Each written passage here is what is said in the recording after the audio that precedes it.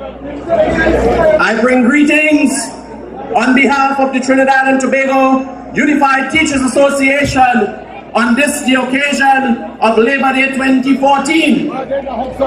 Comrade Cabrera, let me acknowledge today we have also marching with us in TTUTA a representative of the American Federation of Teachers. So we have international representation here with us today. My dear comrades, today, this is my first Labor Day address as the newly elected president of TTUTA. And I am honored and proud to be standing here before you addressing this mass rally here in Fyzabad. Today, Comrade Chairman, I am somewhat angry. Our teachers are indeed angry. They are also astonished at something that happened in our parliament quite recently, last week to be precise. These developments remind us that the price of democracy is indeed eternal vigilance. My dear comrades, fellow citizens of Trinidad and Tobago, in the dead of the night, just like last year when we were celebrating the independence, our parliament was in session.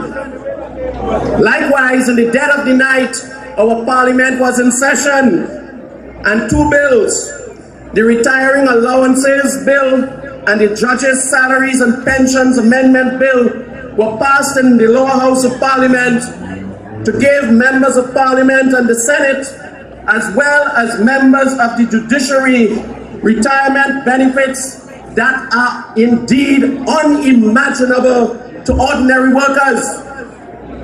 Understandably, all workers cannot expect to get the same level of benefits that they voted for themselves, but the obscenity of these increases, in some instances, it amounts to almost 100% increases. The obscenity of these increases, my dear Comrade Chairman, boggles the mind, given the wages of public officers in comparison. In some instances, $60,000 per month for life, tax-free. That's what they have given themselves. And on top of that, it will be increased every time they vote for themselves additional increases in salaries. That, my dear comrades, is what was foisted upon this unsuspecting nation like a thief in the night. I ask you, my dear people of Trinidad and Tobago, which parliamentarian has ever done anything worthy of such pricely sums? Far less to be paid this as a pension for the rest of their lives. Exactly what yardstick did they use to arrive at these sums? Just how did they determine the monetary value of the work that they do? Exactly how did they evaluate their performance in the present and in the past to determine that they are deserving of such increases? From where we sit, and judging by the continued abysmal state of our healthcare system, the fact that approximately 22% of our population is still living below the poverty line, and that's central bank stats, the consistently high ranking that characterizes Trinidad and Tobago in the International Corruption Perception Index, the number of public officials, both in the past and in the present, that are even before the courts on charges and allegations of malfeasance and misconduct, the apparent inability of successive governments to effectively deal with both white and blue-collar crime. Now we are living practically in jails as citizens. The fact that our education system is still essentially an elitist one and results in the marginalization of large numbers of our young people,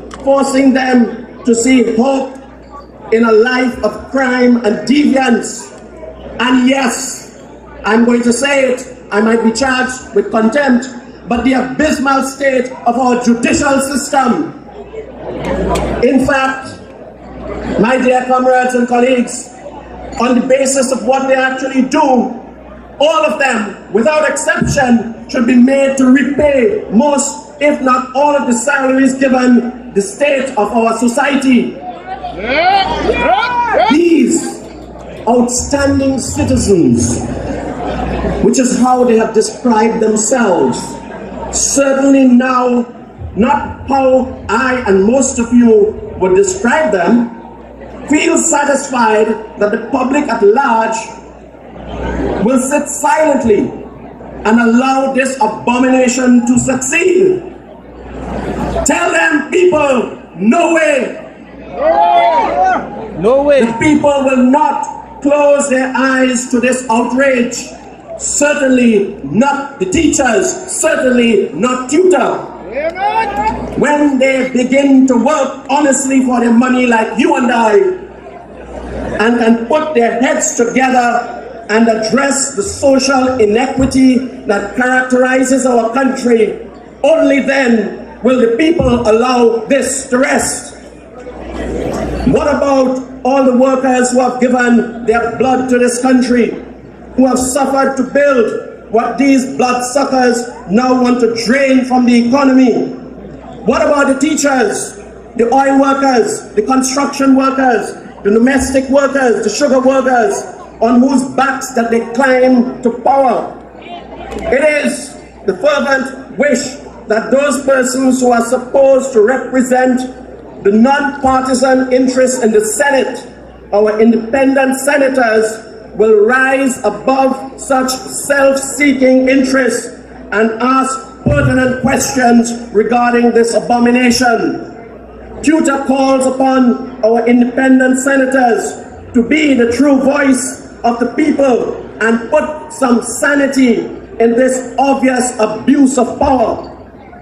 We've seen this abuse of parliamentary power before regarding Section 34, and it's only when we, the members of the public at large, when we cried outrage at that development, only then did they listen and backtrack. They ground the working class to dust with the 5% cap on salary increases in 2011. And that was only removed through the joint concerted action of workers like you and me. Yes. No effort has been directed at making amends for that atrocity, nor to compensate workers for the losses suffered during that period. But the only thing that they can all agree on is that their salaries should be increased and that their pensions should exceed their salaries so that they can live off the fat of the land for the rest of their lives. Exactly what kind of consciences do these people really have? I listened to the justifications given during the debate and I asked myself, are they really the ones who make sacrifices for the sake of our country? No. Just how do they expect us to trust them with power when they use it so blatantly for self-serving purposes? My dear colleagues, my dear comrades, the workers of Trinidad and Tobago, the Salaries Review Commission, which is the legally established body to determine salaries for parliamentarians, has been totally ignored and treated as nothing in the face of the greed of these politicians. The report of the SRC was totally ignored, as well as the recommendations that the office of the SRC be equipped with the technical capacity to carry out their mandate. All they can see is the wealth of the country created by you and I, the workers, and how much they can grab before it all disappears as the illusion that it actually is. Workers of Trinidad and Tobago, we must continue to ensure that the wealth that they have created, that we have created, is shared equitably, as equitably as possible among the deserving and less privileged in our society. Anything less would be a disservice to the future that we are trying to build.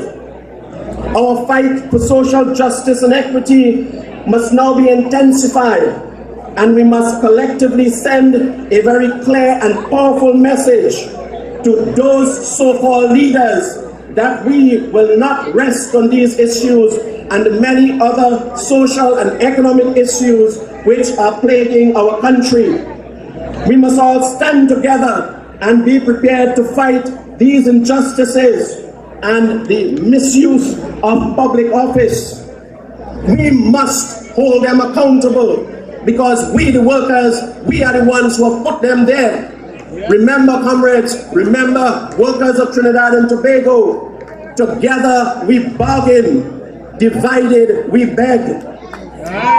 Now that they have shown that they can collaborate and pass legislation so efficiently, we call on them to put their heads together and finally initiate public sector pension reform that they have been promising for so many years. So that our retired teachers and public officers don't have to continue to live in abject poverty. Can you imagine a retired principal or teacher living on less than $3,000 per month in this day and age? That, my friend, is a reality, and these people had the gall to give themselves such handsome increases.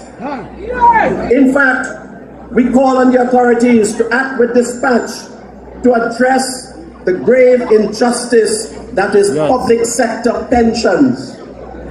Now that we have had very potent arguments for the retroactive increases in pensions and salaries, remember, it's retroactive to 1976, TTUTA hopes that the same standards will be applied to all workers, especially in the public sector.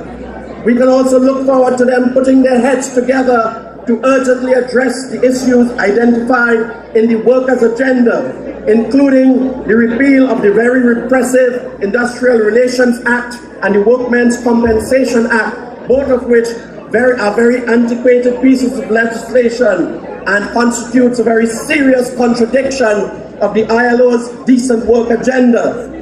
My dear comrades, there are many more issues that affect the education system that is currently engaging the attention of TTUTA, such as our demands for safe and secure schools for both our teachers and students, and that all schools conform to the provisions of the Occupational Safety and Health Act. We are currently locked in negotiations with the CPO for the period 2011 to 2014, and we hope that the CPO takes careful note of the precedent that our friends in Parliament have set. Time doesn't permit me to expound on some of the other issues facing the education system, but rest assured, my dear comrades, the TTUTA will not be silenced when it comes to issues of social justice and equity. We will continue to speak out, and speak out loudly too, because we see our social and moral responsibility. It is part of our responsibility to speak out on these issues, because we are not just educators of the nation, but we are an integral part and parcel of our democratic institutions. Ladies and gentlemen, I thank you very much.